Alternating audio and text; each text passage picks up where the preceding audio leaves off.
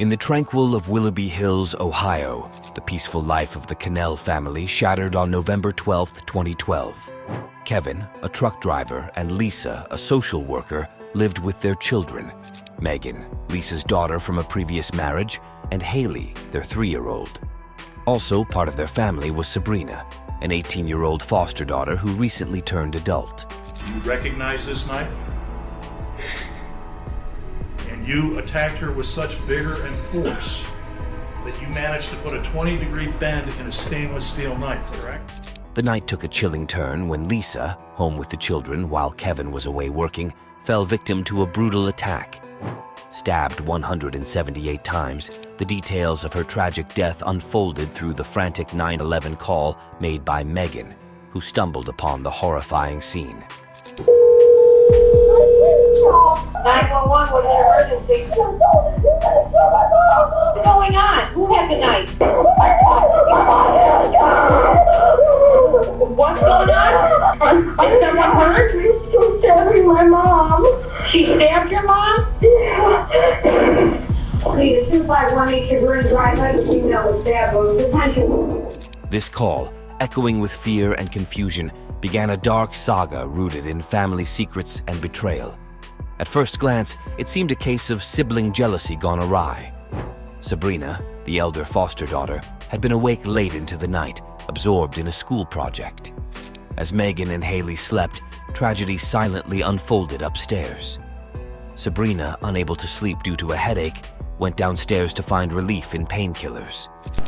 Stayed doing our homework till like 1.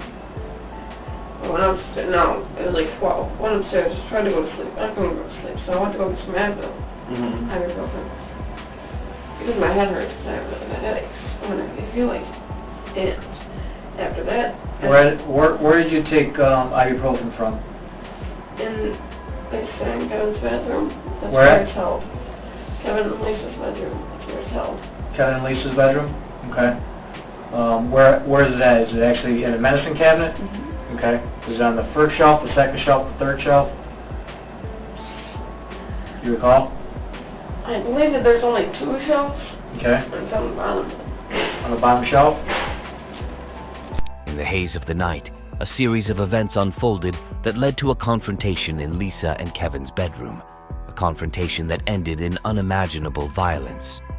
The investigation peeled back layers of a troubled past and hidden relationships.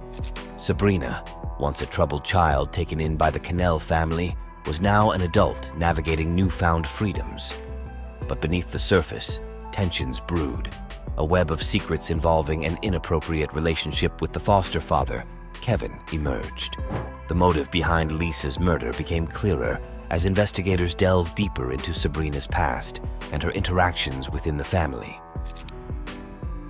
Sabrina has a 12-inch bread knife that she is holding in her right hand. She's covered in blood. I can see blood on the blade. I can see blood on her. Immediately, we started screaming to drop the knife.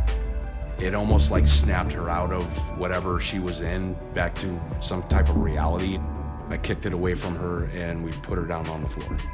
It was a very tense couple seconds. What started as a protective foster arrangement turned into a sinister tale of manipulation and misplaced trust.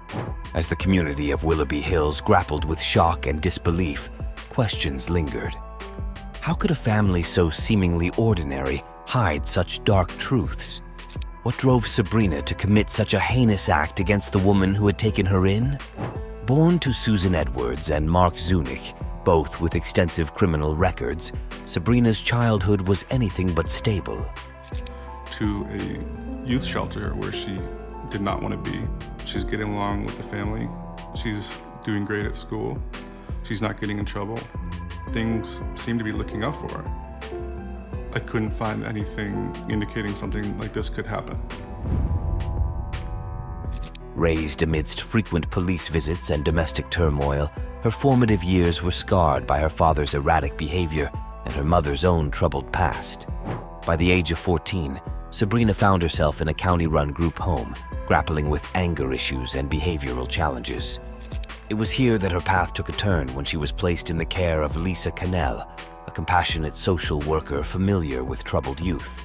Lisa and her husband, Kevin, welcomed Sabrina into their home with open arms, hoping to provide stability and support. Our main goal when we first interviewed Sabrina was to get Sabrina to tell us exactly what happened. We caught her coming out of the room, so we knew she did it. We wanted to know why. So what do you recall? Yesterday, Mm-hmm. getting done with my homework, going, I don't know, and that's it. Mm-hmm. I'm going to bed. And we're at home. Mm-hmm. What, anything unusual happen? I don't know. For a while, Sabrina thrived under their care, showing promising signs of improvement in school and behavior. However, beneath the surface, tensions brewed. Sabrina's troubled past and the complex dynamics within the Cannell household would soon collide in a tragic and violent manner. On a November night in 2012, the peaceful facade of the Cannell home shattered. Lisa, Sabrina's foster mother, fell victim to a brutal and frenzied attack, stabbed nearly 200 times with a 15-inch serrated knife. She pleaded guilty to stabbing her foster mother to death. Today she was in court and before a judge to learn her fate. The scene, discovered by Lisa's daughter Megan, painted a chilling picture of domestic horror. Megan's desperate call for help echoed through the night as Sabrina was found covered in blood, clutching the murder weapon. 911 was an emergency. What is going on? Hello? My mom was a knife. She shot her. Who had the knife? My sister.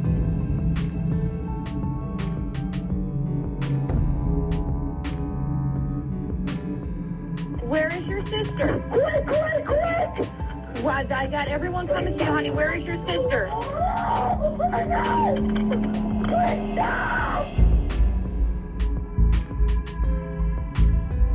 I was on patrol, and I heard the call come over dispatch. Green Drive, I have a female with stab wounds. Attention, ambulance is needed. You could tell by the tone of her voice that it wasn't normal. The motive behind the attack remained elusive, yet the gruesome details spoke of a deep-seated rage and betrayal within the family's midst.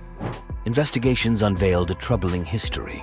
Sabrina, grappling with unresolved trauma and a turbulent upbringing, had struggled with anger issues and emotional instability for years.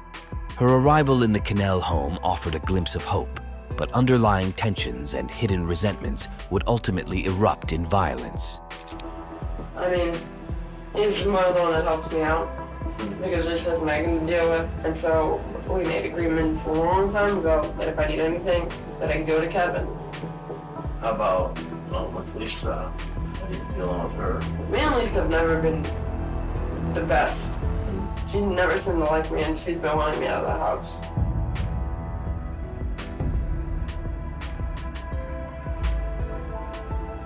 What's your thoughts on how Lisa is not alive now? What? Neighbors and acquaintances described Sabrina as withdrawn, yet harboring deep-seated animosities. Her troubled relationship with her foster father, Kevin, hinted at underlying tensions that simmered beneath the surface.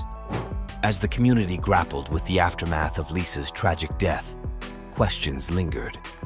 What drove Sabrina, once a troubled teen seeking stability, to commit such a heinous act against the woman who had offered her a chance at a better life?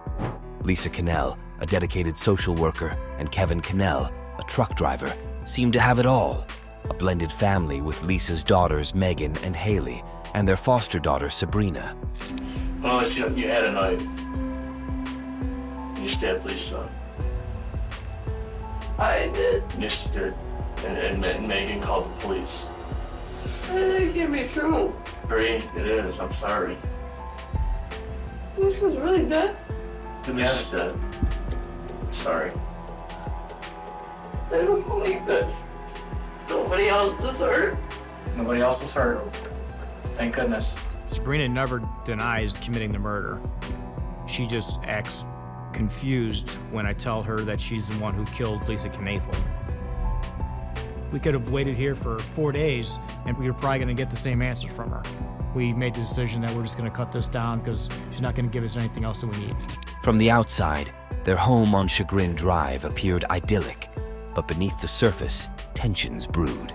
Sabrina, once a troubled teen finding solace in the Cannell household, quickly bonded with Kevin in a way that raised eyebrows among friends and family.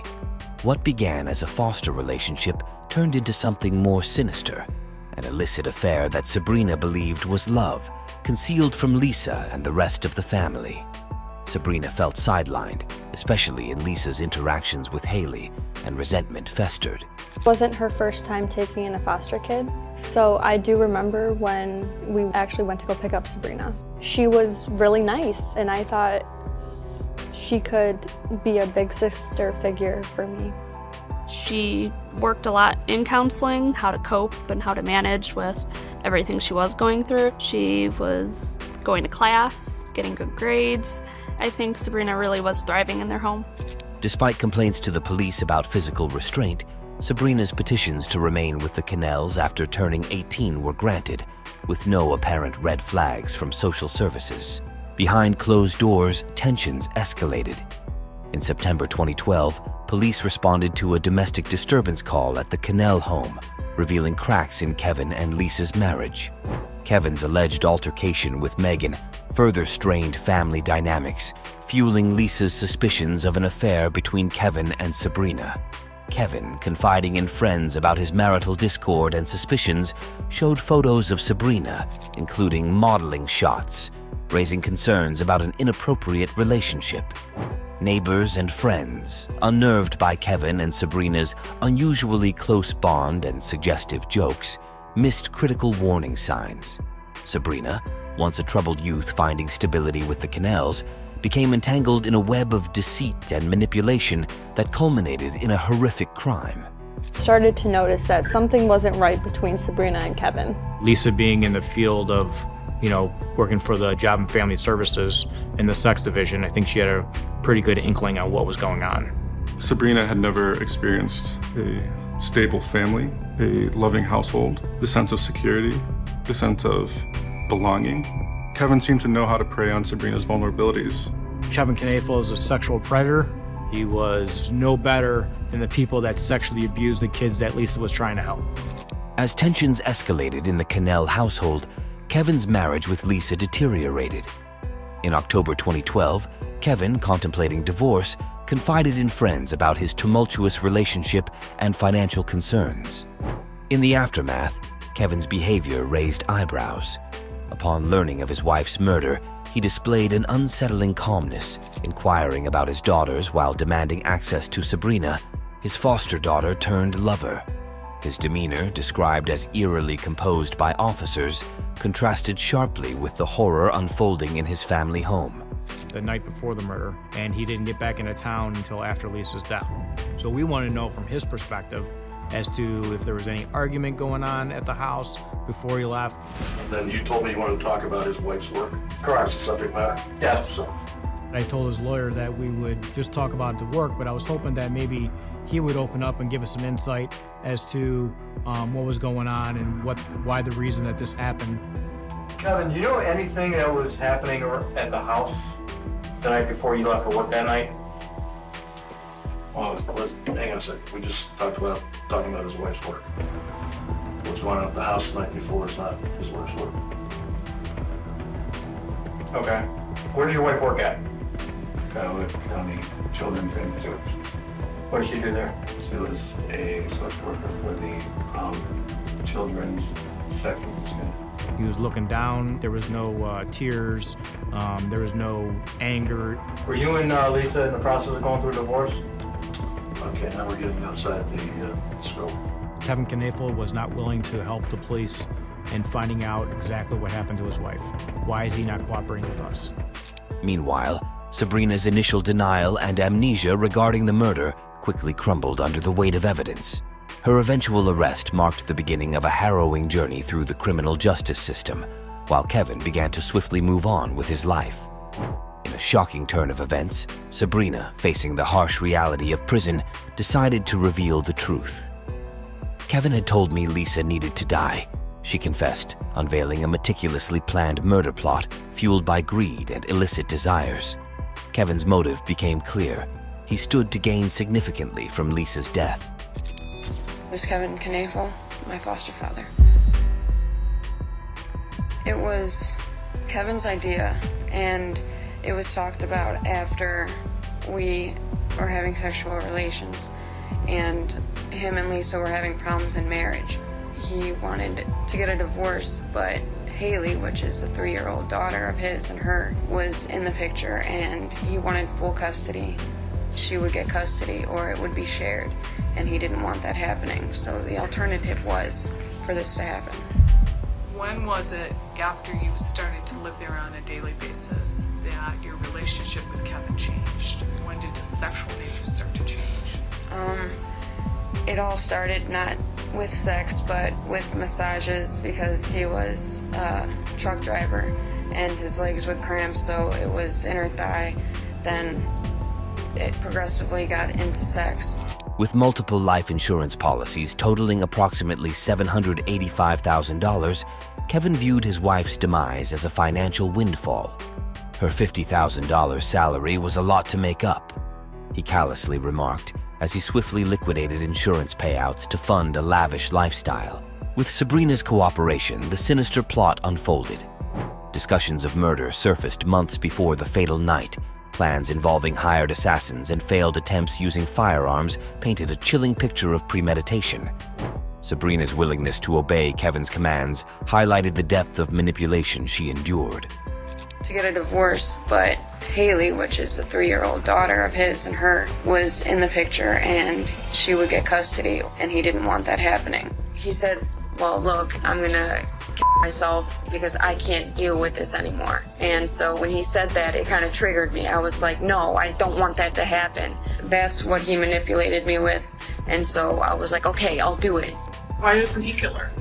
Because then Haley wouldn't have a father, he'd be out in prison, and basically he convinced me that I wouldn't get caught. I was supposed to take her ring, her necklace, all of that, as if somebody came in and burglarized her. On the morning before the murder, Kevin's erratic behavior reached a climax as he recounted a volatile argument with Lisa, claiming he could no longer endure her presence. This emotional turmoil set the stage for the tragic events that ensued later that night. In the aftermath, Kevin's calculated demeanor raised suspicion. Upon learning of his wife's murder, he displayed a disturbing calmness, inquiring about his daughters while demanding access to Sabrina. His facade of normalcy crumbled under scrutiny as investigators uncovered his role in orchestrating the murder for financial gain. Are you surprised that he was also talking to you about that? When he got on the phone, it became a reality. I'm like, okay, well, if I can talk her out of it, and if I can make it so where him manipulating her is no longer there, maybe it won't happen. Sabrina's initial silence and feigned ignorance unraveled over time. Faced with the reality of prison and manipulated by Kevin's empty promises of legal defense, she chose to cooperate with authorities. Her testimony exposed Kevin's sinister motives and the extent of their premeditated plan. In August 2013, Sabrina pleaded guilty to aggravated murder, receiving a life sentence with the possibility of parole after 30 years. Meanwhile, Kevin faced trial, vehemently denying his involvement. Guilty of sexual battery was charged in the indictment. Guilty of conspiracy to commit aggravated murder. Guilty of complicity in aggravated murder is charged in the indictment. This is really just betrayal on top of betrayal on top of betrayal, isn't it? I mean, you got Kevin betraying Lisa, Sabrina betraying Lisa. Then you have Kevin betraying Sabrina, and ultimately Sabrina betraying Kevin. Yeah, it's a perfect circle. His defense attempted to discredit Sabrina as an unreliable witness, but the evidence against him was overwhelming. In June 2014, justice prevailed as Kevin Cannell was found guilty on all counts. He received a sentence of life imprisonment with parole eligibility after 30 years for complicity in aggravated murder, alongside additional terms for sexual battery. This harrowing case raises profound questions about manipulation, vulnerability, and the depths of human depravity. Who bears the true responsibility for this tragedy? Kevin, who exploited Sabrina's vulnerabilities, or Sabrina, driven by misguided loyalty and coerced into a horrific act? Thanks for watching. Please like the video, press the subscribe button, and also drop your thoughts in the comments section.